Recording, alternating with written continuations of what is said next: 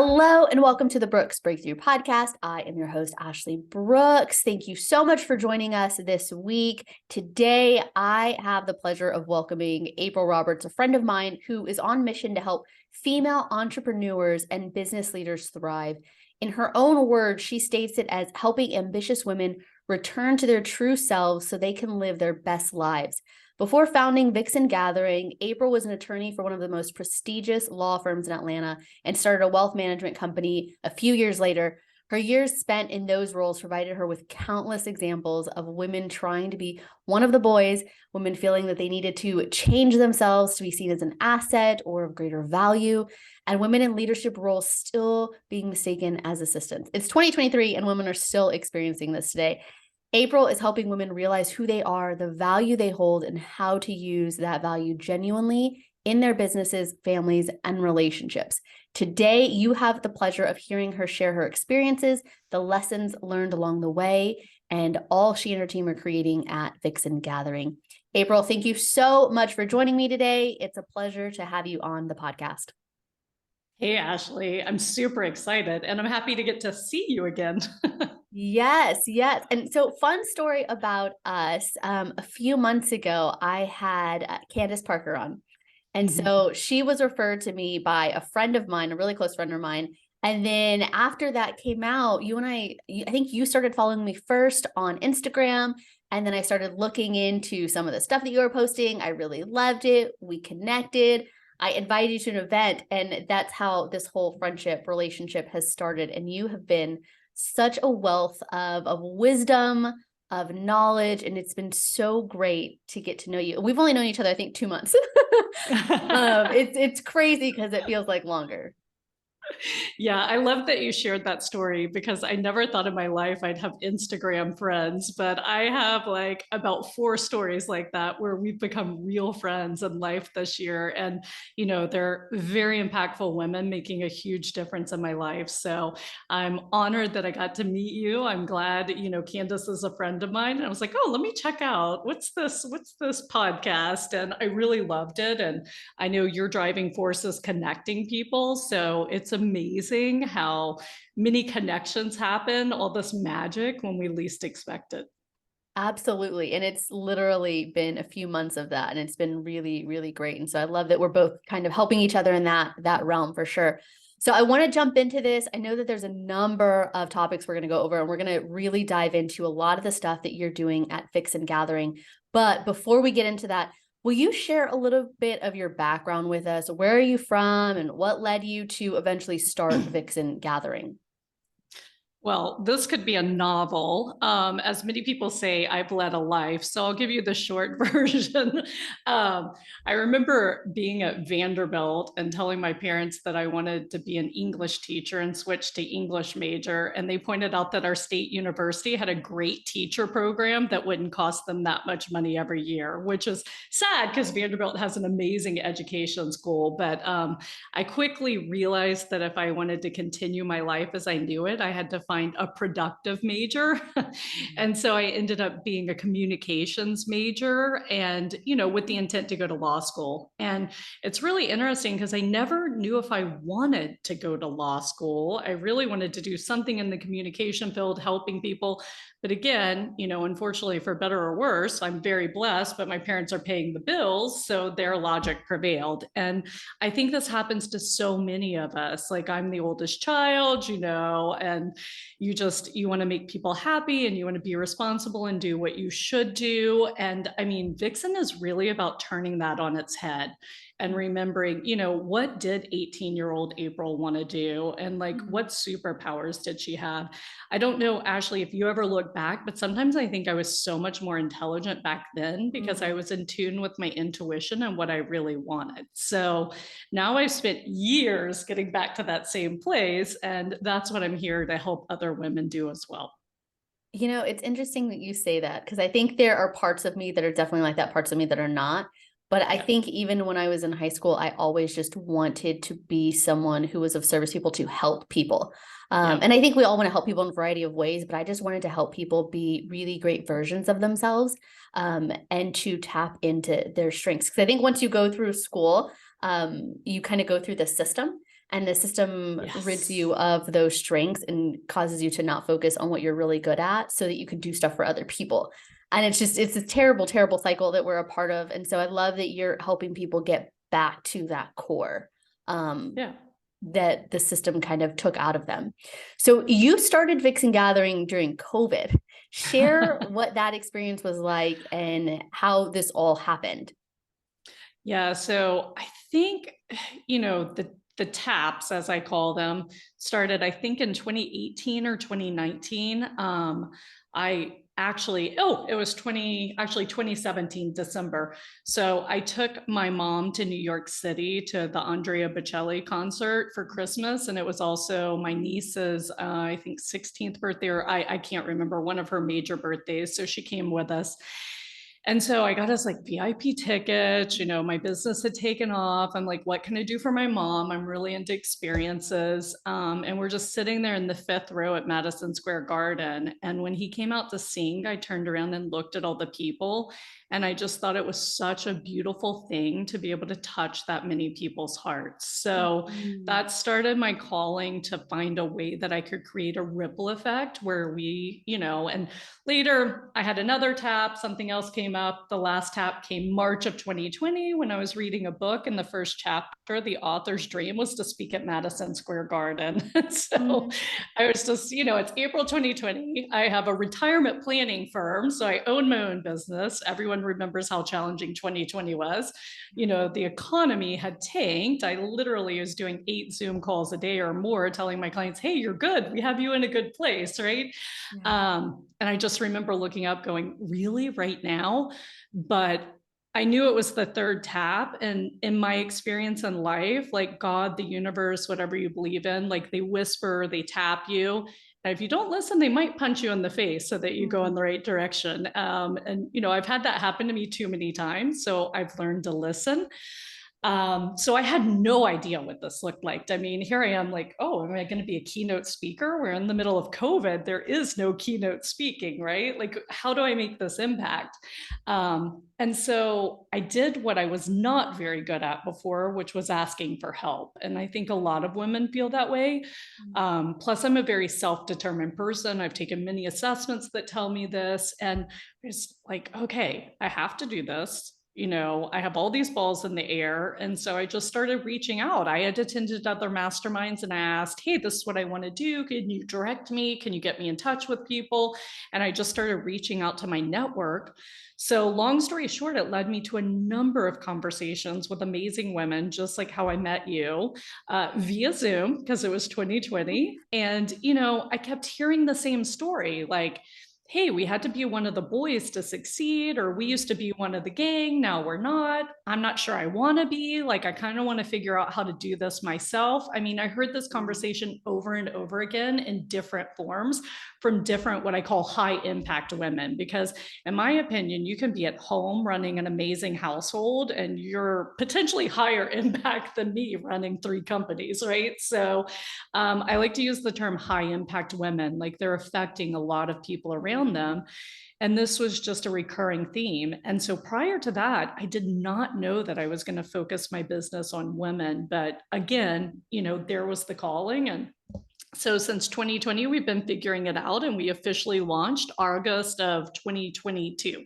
So still a fairly new venture, even though it's been in the works for a while. And already we're starting to help women and make an impact. So it's awesome. How big is your team? So I have 3 people working with me right now. So it's me plus 3. And then we have a couple of, outsourced freelancers. Okay. And so there's so much that I want us to get into it based on some of the things you said. So as I mentioned in the introduction, you want to help women in all the important roles they play. And so you kind of mentioned some of the hats that we wear. And so juggling, creating and leading an organization, being a great wife and partner, raising children, and then taking the time to be intentional with friends and family is a lot. It's exhausting. I only have 1 kid, but I don't know how women with multiple kids do it. I'm already exhausted from mine. So I want us to discuss how you're walking women through thriving in all of those areas. So I'm going to start with the first one, business. So you mentioned how a lot of times we have to go into certain roles, leadership roles within corporations and businesses, and we have to be one of the boys. We have to act a different way than what we are. Can you shed a light on what you've seen that looks like and why you think we so naturally do that? And then how you're walking women through breaking that, because that's hard to kind of have that come off you or stop those habits. Yeah, I love that. And just before we go there, one thing I'd like to point out is like our main purpose is to help women understand who they are, not what they do. Does that make sense? Like, Yes. who are you as a person?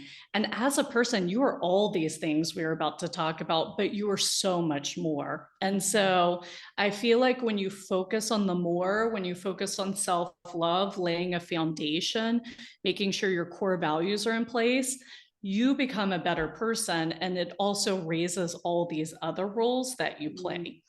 So what's interesting is all these different things we're going to talk about, I'm sure you're going to ask me. The basis is really self-love and making sure you're whole, because think about it. Otherwise, you're giving from a half full cup or a cracked foundation.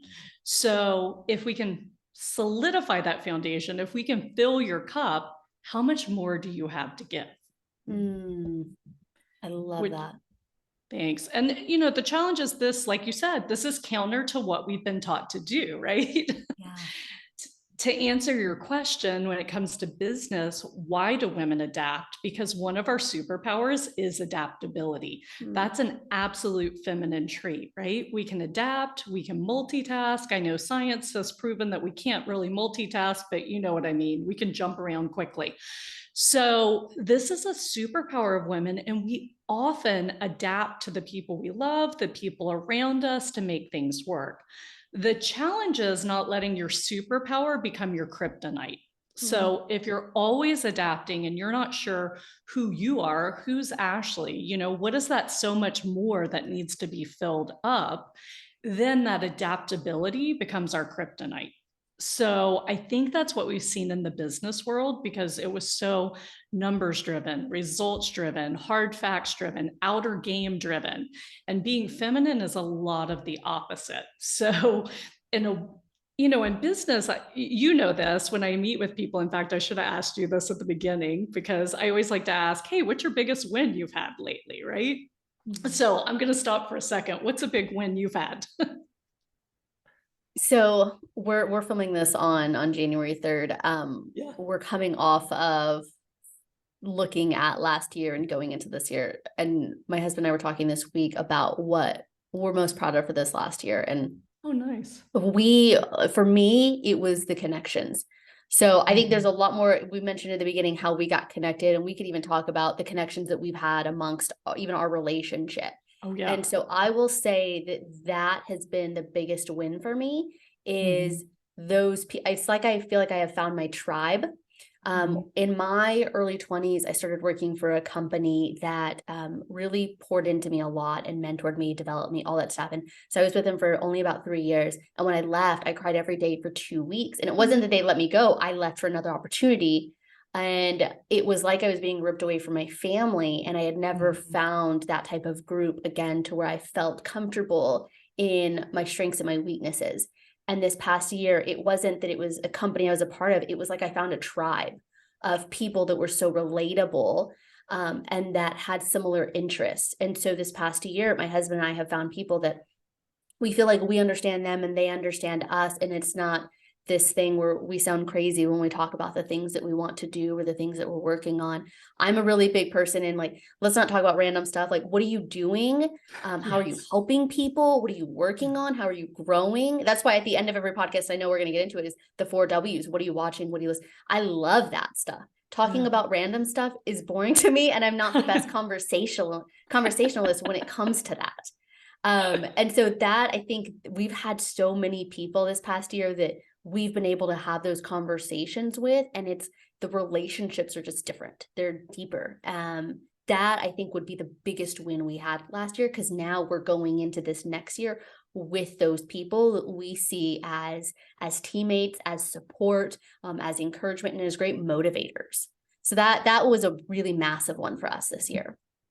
That's a I long love answer. that because no, connection and relationships are totally feminine superpowers. So it means you're moving back into that. And probably for a couple of years, you've been striving. I know you have a small daughter, you switched to real estate, you're building a team, like you have a lot of balls in the air. So to focus on connections and relationship, I'm sure was like a great love for you this year. And that's amazing. And, it's really as simple as things like that, just asking women to like, hey, what's our superpower? Let's focus on that. I can remember when I started my financial planning business. Well, I started in 2008 as my dad's intern. That was really fun as a 30 something divorcee, but actually I loved it. It was a great time. In Mississippi, he was in the business, and then I moved out here to Houston 2 years later to open our offices. And I remember at first, I just followed my intuition. I mean, I knew how to, I was taught how to market, how to bring people in. There's certain basics you have to know, but I let my intuition guide, and my business doubled every year. And then suddenly I had a strategic partner who's like, oh, let us teach you how to run a business. Here's your KPIs. Here's this. Here's this. And then suddenly I was so consumed by the numbers and the way I should be doing things that I feel like business got really difficult for a while. It was almost like I was in the jungle. And then, 2020 came back and my business continued to grow, not doubling every year, but it continued to grow. But I felt like, it was a lot of hard work and struggle to make it grow, right? And then 2020 came, and I was like, wow, this is what we're good at, connecting with people, like taking care of our clients. This is what the world needs now. It needs a lot of love. We pivoted, we doubled our business in 2020. I mean, with a reduced team, with all the craziness out there, I'm launching other businesses, and we doubled our financial practice simply because we focused on our clients and loving people. And so I just like to introduce, there are different ways to do business. And I think there are a lot of spiritually driven people out there now that want to do different business a different way. Like people are always like, oh, I hate the term sales. Sales is a transference of energy, and it's giving value to someone, right? We've been taught it's a numbers game. You got to talk to a bunch of people. Like, who wants to do that? I mean, there's plenty of studies that our max capacity is like 100 real relationships. So if you're talking to all these people all the time and not going deep, then of course you're not going to feel fulfilled as a human being. And especially women, we need that connection. Oh, absolutely. And so on the Vixen Gathering website, you have a really great blog and you have some great entries over the last few months. And there was one in there that you wrote about when it comes to some of our energies and some of the things that we step into in business, and how women are more, because we're more relational, when we get into roles of leadership, we naturally want to help others come up, when that's not always something that that men take on. And I've seen it, like my husband and I are a team, and like there are different strengths and weaknesses we have. And after reading it, helped make sense just in our relationship, because for me, and in that company I mentioned earlier that really helped groom me, they were all about like, okay, what are Ashley's strengths? Okay, what are her weaknesses so we can help that? But like, what are her goals so that everything that we give her helps her in her future? So they knew me, they understood me, they built relationship with me, and everything that they introduced me to was for the greater good of my future, and not just for some. But at that time, it was when that really came in, it was, we had a female leader at the time. And I, that clicked when I read your blog post. I was like, I always thought it was just the company, but I think there's something very specific about her. And so I've always been about, all right, well, when you bring anyone on, like, what do they want to do so that we can help them grow? When I think in a very, not that all men are like this, but in a somewhat male dominated world, it's very much, like you said, about the KPIs, about the numbers, just do the thing that you have to do, rather than, hey, is this something that you're growing in? Is this something that benefits you and the people around you? So I really, really loved how you said that, because that creates a different type of work ethic from people. And I noticed that at the hotel company I was at, my hotel was number one in its market for the 3 years I was a part of that company. And we were also the example for all the other hotels in our portfolio, because everyone was willing to do anything that was asked, because they were all known and understood, and we understood what they wanted in their future, and so how we could help them. So it was just this almost domino effect, and it was something because that was one of the first big, I guess, jobs that I had at a college. Yep. I thought all companies were like that until I left, and I was like, this is weird. I didn't realize how good I had it, because it's so not the case. It's so funny. I had the complete opposite. My first big job was at a law firm where they were paying me six figures at 25. So they owned me, right? So it took me a while to unlearn that behavior, especially when I had team members. I mean, that was a big hurdle to overcome building a team.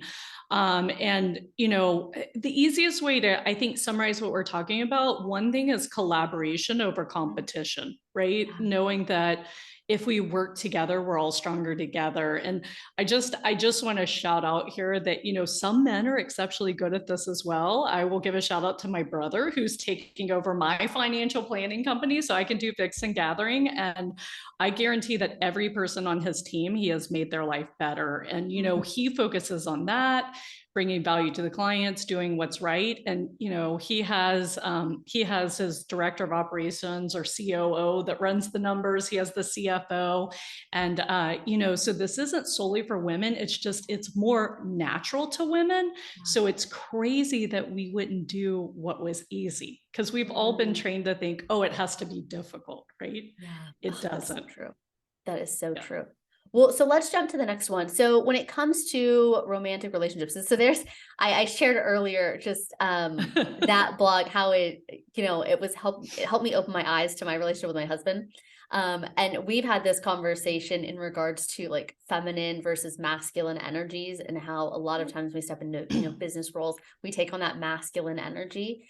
And for me, as I'm building, my team and growing in real estate and all of that stuff, and then in having conversations with my husband, when I had this conversation with you, it helped me realize how I come off to my husband, because I'm still in that masculine mode and not the softer version that he desires. And like, he loves both sides, but sometimes that softer side that he wants from me. And I didn't realize that's what I was doing. So can you kind of walk us through that and how you've seen it maybe affecting some of the relationships with your clients, and how you're helping them walk through that? Yeah, that's great. So I don't know, the saying "you catch more bees with honey" is coming to my mind. Like, we women are exceptionally good at that, and we've forgotten, right? So we just have to do that. And the other interesting thing is, I meditate and pray a lot, and so I'm guided a lot. And one thing came to me, that my business was going to be built by men. And sure enough, my earliest referrals came from my male friends going, "Oh my gosh, could you work with my wife? Could you work with my daughter? I have a business partner." Because men actually see this more clearly than we do. It's very interesting. And I see it with my small groups, the gatherings, like, in fact, I see it with you in this conversation. You can visibly see us just soften when we get into our feminine energy and we start glowing. And, men appreciate women, so they're trained to see this faster than we are. So my challenge to women is, with the women you love and you want to impact, watch for it and try to encourage it as well. And, the man has the duty to create a safe space where a woman can behave that way. So I don't want to obliterate boundaries, that women should not have boundaries, that they should not stand up for what they want. It's just the means that you go about it. So the first time, I've studied this over a few years. I have an energy coach. And so learning about energy is just eye-opening. So many arguments, so many disagreements is like energetic, right? So if we start understanding each other's energy and how we operate, you can be a lot more compassionate, empathetic, and loving. And my challenge for 2023 to women is not to just do that with other people, but when you're granting that to someone else, look in the mirror and say, how can I be more like this to myself? Because again, we want to fill that cup, right? So I think the first step is awareness. Most women are like, what are you talking about, masculine and feminine energy? So, they say awareness is 50% of the battle, right? So just start watching and be like, oh, I'm being very masculine now. Or, oh, I feel good. I feel very feminine now. So when you're in the flow, you're probably in your feminine energy. So first step is just start watching and being aware. And I have a gathering where we walk through this and we learn this together. And then the second step is, how do you transition? Because sometimes you might need to go masculine, right? I mean, I'm personally at a place in my life where I want to try to be feminine at all times, except when I need to protect myself. When you have to do a hard no, or you feel you're in danger, you absolutely have to go into your masculine if there's no one around to help, right? Mm. So listen to your intuition. And when you feel you have to do that, someone is probably crossing a boundary. But for most people, they're not going to jump into the feminine all the time. We've been in the masculine too long. So number one is awareness. Number two is transitioning. Like you and I talked about this, like maybe you going to a park in between work and family time, like whatever it is that makes you feel better. And just, you can feel it. I go for a walk and about minute 20, it's so weird. I feel my hips opening up. I feel like tension coming out, and I can feel the transition. So for me, I take baths, I take walks. I actually nap, helps me transition, like a quick little nap. So everyone has to find what works for them. So have you experimented a little bit since we were chatting? Yeah, a little bit. Okay. So I have done some walks and it has been helpful because I've started, like, I know when you do your gratitudes, it's better to walk when you do it. So I've done Yeah. that a few mornings. This year I wanted to start working out. So I actually go outside to our little courtyard and have been working out there. And that's been really helpful. Yeah. So I did it by myself this morning, and then on the first yesterday, my husband did it with me, and so we were both just out there. We worked out, and I'm not like super Nice. intense. Like I do stretches and jumping jacks. That's my baby steps. So That's not. I don't want awesome. to sound like I like really intense. But and I'll just walk around and do my gratitudes and my affirmations. And so we did it together yesterday, and it was really good. Just again going into the new year, like it just Yeah. feeling refreshing. And I feel like there's less stress. There was just it's holidays in general bring on stress, right? I think it's helped that that's over now, but also just kind of realign. Like I this morning, like I looked up, similar to you, like I do my morning prayers, like looking up to the Mhm. sky, just like having gratitude towards the Father and saying like thank you for your patience with me, thank you for showing me that you love me and all your little ways that you do it, and reminding me that you don't forget me. And so that's been really a game changer. The last few days have been really good because I think from starting that way, starting your day that Yeah. way makes a little bit of a difference. I love it. But, another important point is, as women, we're very connected to the earth. So you going outside and doing that, being as much in nature as you can be when we live inside the third largest city in the country, like whatever we can do to connect with nature, really important.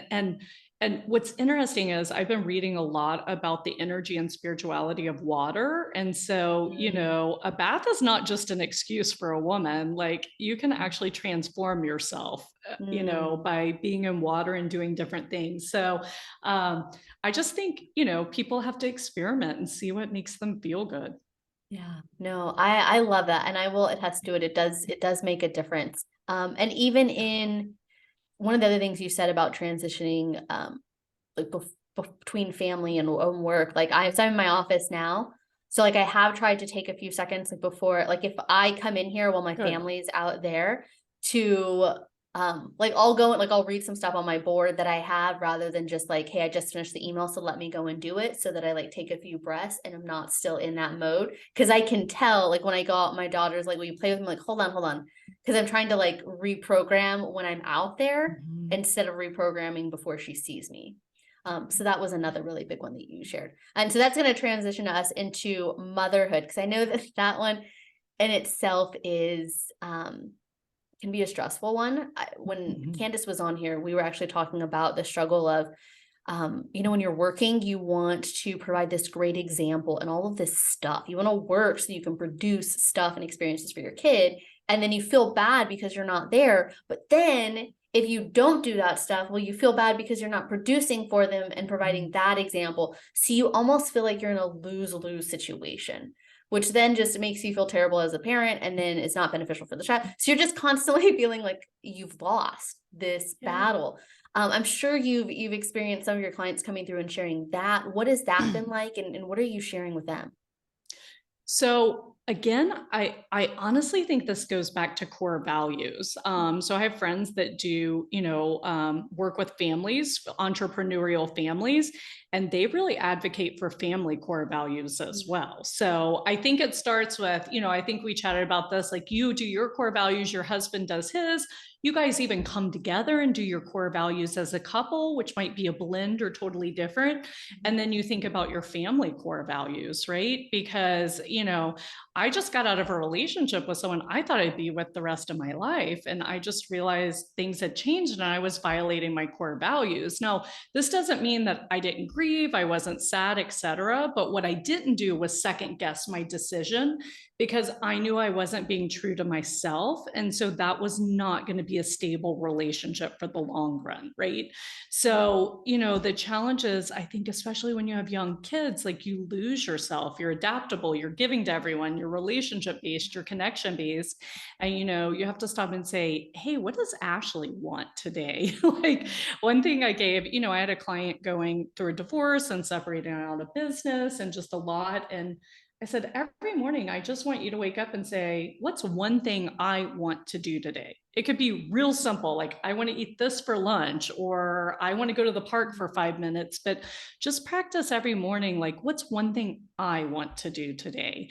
And, we've been conditioned that this is selfish and self-serving, but think about it, we're talking about mothers, they're the foundation for the family. So if a mother does not take care of herself and she crumbles, the family is not in good position. So again, like you said, this is tough work. This is like changing everything we've been taught to show you that, by focusing on self-love, by defining your core values. And the reason I say start with core values actually is because if you have your core values, it's the beginning definition of what's important to you and what you want. So think about it. If you're trying to set boundaries, but you don't know what's important to you, how can you set boundaries? Because your boundaries are not the same as my boundaries, right? Your boundaries are not the same as your husband's boundaries. So the core values are just like a hack to help you make decisions, to help you say, hey, this is really important to me. I need to like figure out how to put in and maintain a boundary. And then that next step is self-love, right? Okay, this is what I like. I love that about myself, that this is what I like. This is important. I'm going to guard this like a precious jewel, right? And so, this is the process that we walk through in our gatherings. And we're launching a mastermind this year and actually talking about the power of connection. A woman, Shelley Vernon, who was on your podcast, Yes.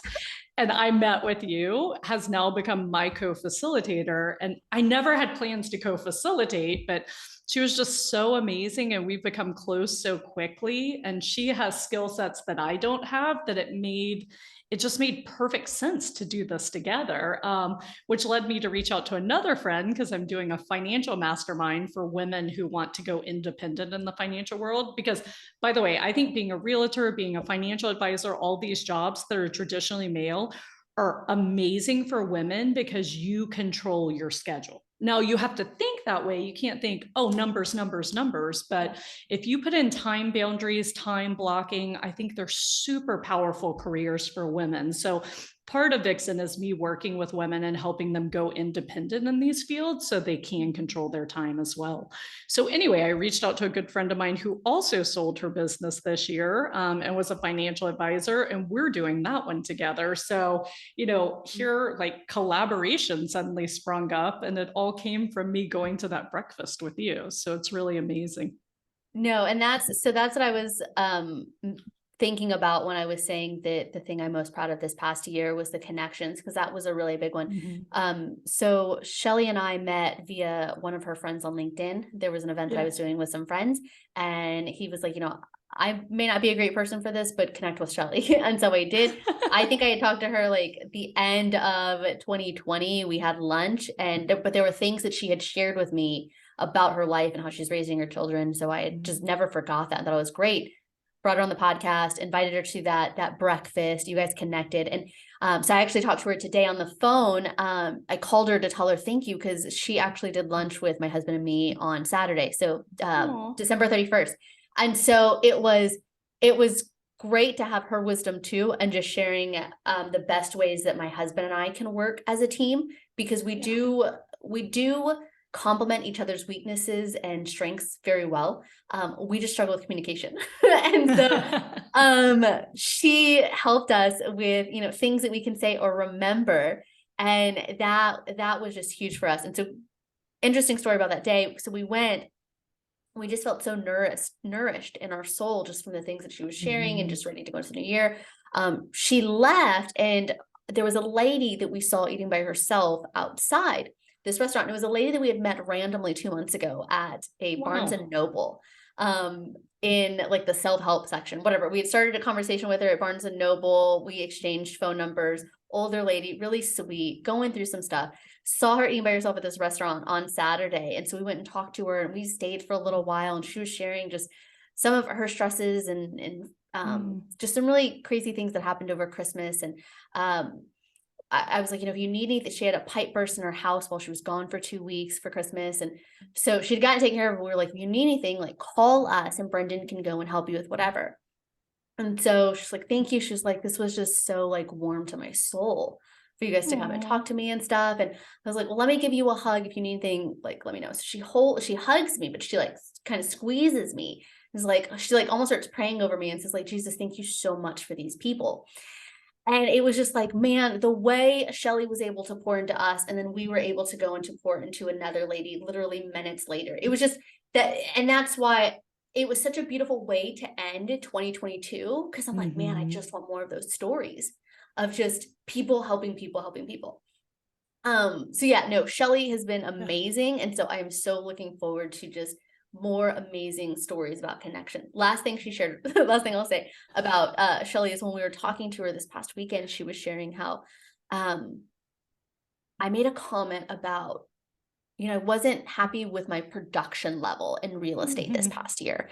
And she's like, but look at all the people you were able to connect with, and it not be so much about the dollars, but be about those relationships. And so that has also helped me going into this year, not being so focused, as you mentioned, on the numbers, because we so naturally tie our success to our production and our finances, that we forget about those other things. So it was like a mental battle for a few months last year, towards like, man, I'm doing and meeting all of these cool people, but like, you're not producing. So are you really succeeding? And so it's this like mental battle, like lies that you're telling yourself in your head. And so that's another thing I'm really looking forward to this next year, of it not being so much on the dollar amount, because it's going to be taken care of, but more so about, man, the people that are coming in, because you are the average of the people you hang out with, and all the people we're hanging out with are doing crazy, amazing things and producing.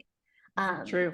So that's what I'll leave you with in regards. So you flipped from scarcity to abundance because you were focusing, and when you're in abundance, you're going to attract abundance of all forms, right? Relationships, money, it's all energy flow. So, yeah, no, I'm very happy for you. And to reflect on Shelly, yes, she's an amazing communicator. So that's what she's going to bring to our mastermind part of it. It's really cool. I'm excited. No, and that's awesome. I want to go back to, you were talking about core values. Yep. So we came up with our core values again. This weekend just had a lot of stuff going on. We came up for the first time. We came up with our core values. For a long time, the one word that resonated with us was legacy. But we finally, like, those are the words. And even just to add to the importance of it, especially as parents, my daughter has some, I guess I would call them core values. Like every night before we go to bed, before we pray, it's I have her say, I'm bold, I'm brave, I'm courageous, I'm strong, I'm fearless, I'm wise, I'm kind, I'm humble, I'm loved. And when I was pregnant, the biggest prayer that I'd always have over her is that she would be fearless and she'd be wise, so that wisdom would save her from foolishness that comes from fearlessness. And and you can tell she's so fearless to a lot of stuff, but the kindness and the love comes out of her. There was one day, 3 weeks ago, I picked her up from school, and there's this little boy in her class that cries every time parents come to pick kids up because he's hoping it's his mom. And so I'm talking to some of these other kids, and I just see my little girl go to him, and she just holds him. And she's like patting him on his back. It's okay, bud. It's okay. And so to see her like living out those qualities is a really beautiful thing. So if you have not done core values with your family or your children, highly recommend it, because if it's something you're consistently hearing, it doesn't just fall on deaf ears. I promise. Um, So I have a question because my Enneagram is an 8, which means I'm a challenger. So that's what I do with my clients. So did you guys do core values together, or did you each do core values? So I've done core values on my own with another group Good. of people. So I Okay. have that, and that's on my board. We did core Awesome. values together. I don't think Brendan has his own, and that's something I definitely encourage him to do. But so Yeah. we have 7 of ours as a family.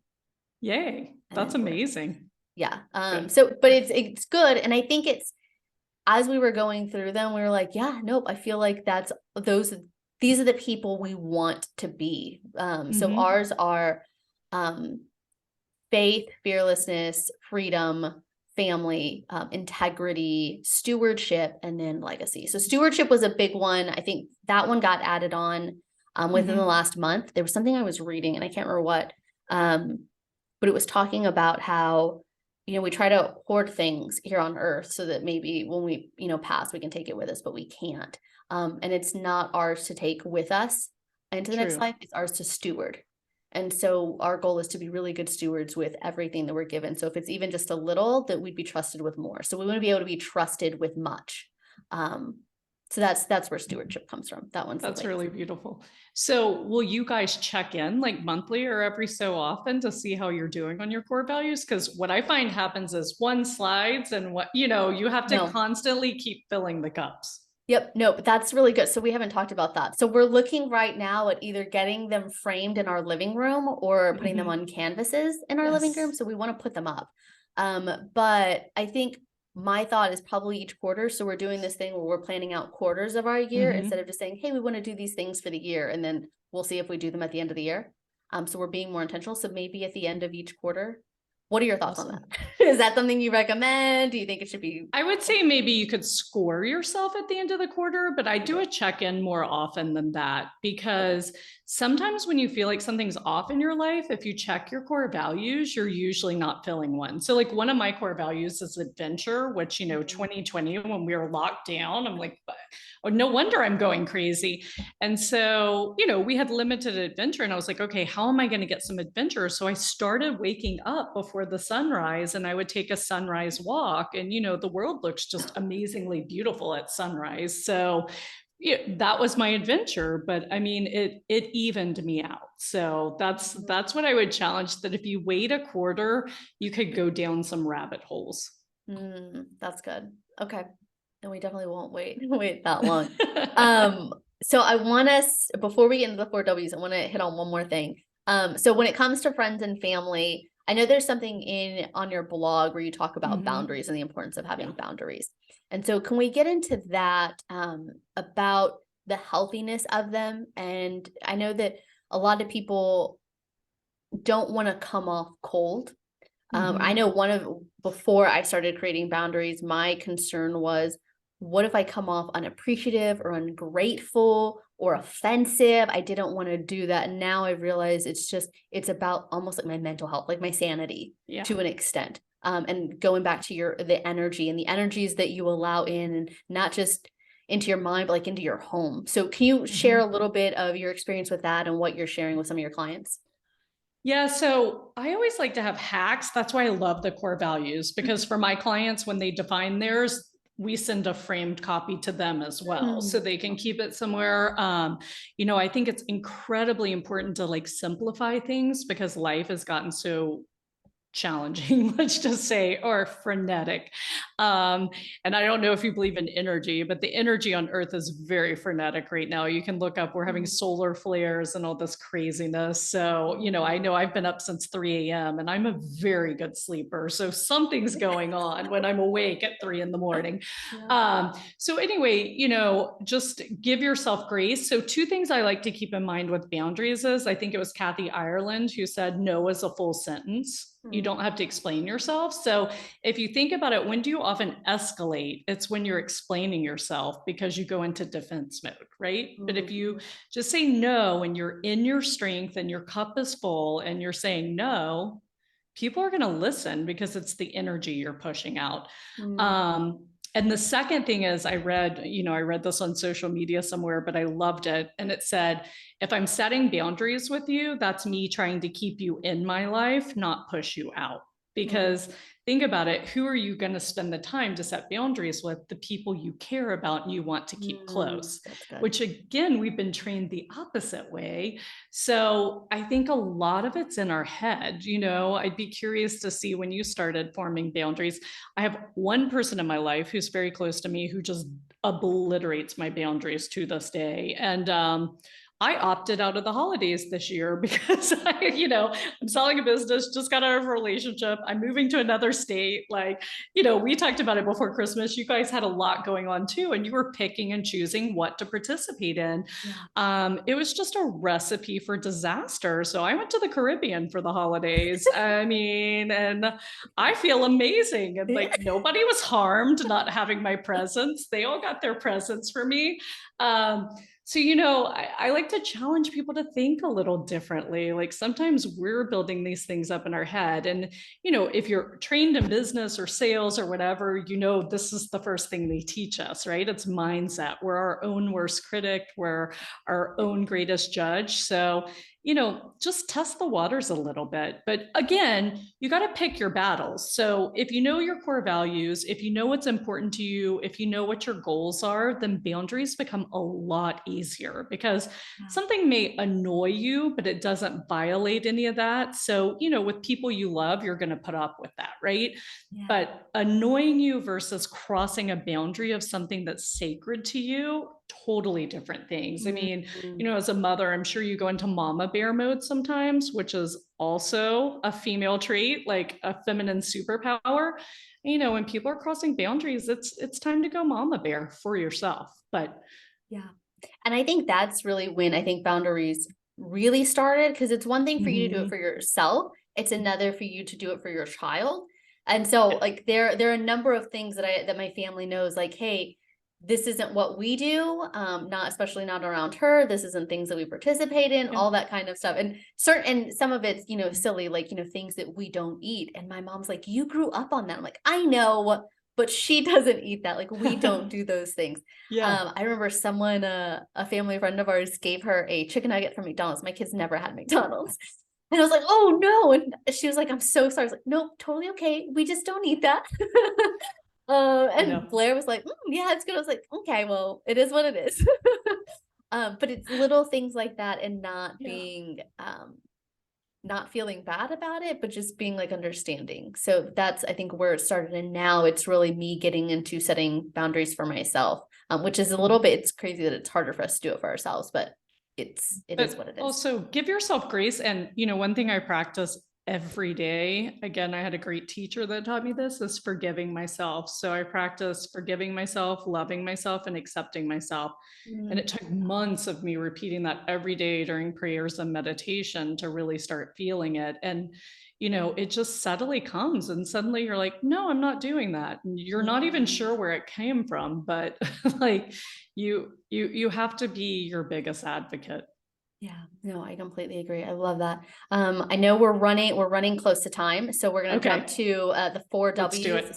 So this is probably one of my favorite parts of every episode. So this is what I like to call the 4 W's. So I ask you, what is it that you're watching? What are you listening to? What are you reading? And who are you hanging out with? Because all of those things say a lot about who you are. So let's start with the first one. What are you watching? Do you even watch TV? I can't imagine you watching that much TV, but if you do, what does that look like? Or do you watch content online more so than TV? So I haven't had cable since May when I moved. I opted out of cable. So right now, I don't watch a ton. I was watching a ton of YouTube, but YouTube has gotten weird. I really watch a lot of spiritual content, but what I'm watching now is The Chosen, the new Mm, season. So that's my big. I kind of like that they're only releasing it every Sunday. So it's like the old days when you like watched a show when it actually came yeah. on, right? So it's like this collective watch. So I'm watch The Chosen, and the other thing I'm watching right now, because as I mentioned, a lot's going on. I just needed some levity, and I love Gilmore Girls, so I'm Mm, rewatching. I think I'm on season 5, and yeah. I think Lorelai Gilmore is my spirit animal. Yeah. So it makes me happy. Got it. so Love so that. that's my escape TV right now. Yeah. We've been watching The Chosen. We're on season 2. It's really hard with a 3-year-old. Yeah. Yeah. So we have to wait till she's asleep. And then by the time she's asleep, we're so tired. So we don't get to stay updated with it as much as we'd like. Okay, so what are you listening to? Are you more so podcasts? Are you more music? What does that look like? No, my life, both in my financial business and with Vixen Gathering, is talking all day long and listening. To be honest, a lot of times in the car I have silence because Mm, sometimes it's my only silent time, and otherwise I'm listening to country music. Sometimes I'll listen to Andrea Bocelli, but usually it's just something to kind of release. So that's how I spend my car. I used to listen to books and podcasts, but things just got too hectic, so I released that for a little while. It's kind of like it's hard to go on a diet when you're in the midst of 10,000 different things. So same thing, like feeding anything, you sometimes you have to give yourself a break. So I'm launching my podcast in March. So yes, I will be listening to a lot of podcasts between now and March. That'll be the new deal. love it. Love it. So when it comes to reading, did you take a break from that, or are you just reading manually, no audiobooks? So I realized how crazy my life was last year because I read multiple books, but I never finished one until last week when I was in the Caribbean. I was like, I think this is the first full book I finished. Like I kept jumping from book to book. Yeah. So I have all these books to finish. Um, yeah, but right now I'm reading so last week I was actually reading The Harbinger, which is Mm, fiction slash nonfiction about 9/11 and some ties to the Bible and ancient Israel. mm, So it's kind of interesting. like a Da Vinci Code type book. So that was Yeah. interesting, got me thinking about some things. And right now I'm reading a book about energy vampires. So how to Hmm, protect yourself. So, viewing like love these that. boundary crossers as actually energy vampires. And what's interesting is I believe in energy leaks. So even like piled up laundry is an energy leak, right? Because it's something you always feel you should be doing. So, what can you do to organize your life to get it in harmony, to get it in a good place so you're not losing energy? I love that. Now, when it comes to the people you are closest to, and this is people you choose to hang out with, not you have to hang out with, Yeah. what would you say are common similarities between those people? Open minded, Mm, empathetic, growth minded. I really like growth, and like you, I'm not a small talker. Like we're gonna go deep. We had some Vixen happy hours to introduce it to the public, and I had discussion cards. Like they were only like, I was like, no, no, no, we're not talking about the weather because you don't really get to know anyone. So it's amazing when you change the conversation how you can go deep quickly. So I think that's the other thing that's really important to me. People who are authentic, mm, and sometimes we're confused in our authenticity. Like that's okay, we have to give each other grace, but someone who's really not putting on an air, not stuck in their ego, like who's really being present and trying and striving to like be the best they can, which every day that's a different story, right? I don't know if you've read The Four Agreements. It's one of my favorite books, and one of the four agreements is always do your best. So if you have the flu, right, your best is 50%. Same thing emotionally. You could be in an emotional state where you can't give what you normally can give, but like give to the capacity you can and forgive yourself for the rest. What is that book called? It's called The Four Agreements. Forward. Okay. Got it. Interesting. So let's jump back to Vixen Gathering. Tell us about these events that you're having. What does that look like? Is that something that's open to Also, women out there? How are you doing those?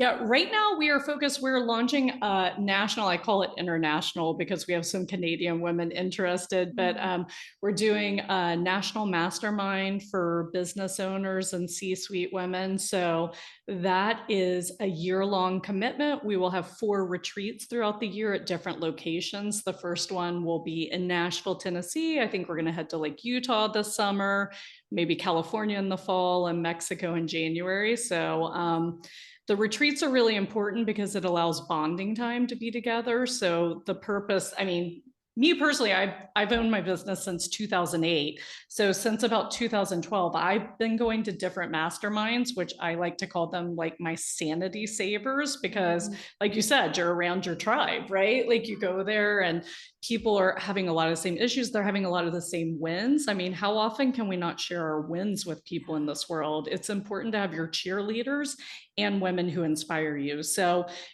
all of these masterminds I've been to were led by men. Nothing against that. I've got a lot of value. I'm super grateful to them.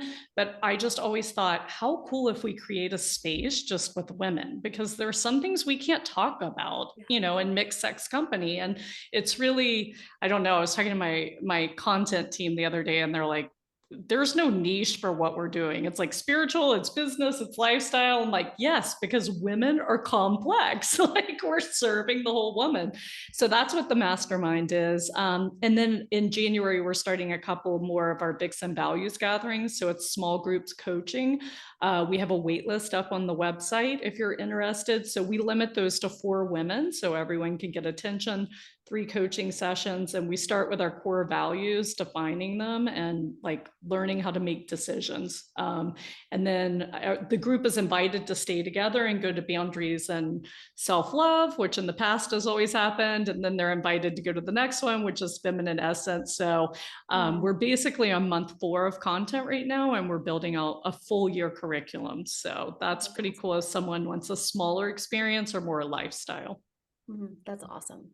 Now, before we go, is there any encouragement or words of wisdom you'd like to share with female entrepreneurs who are listening today? Anything that we didn't cover?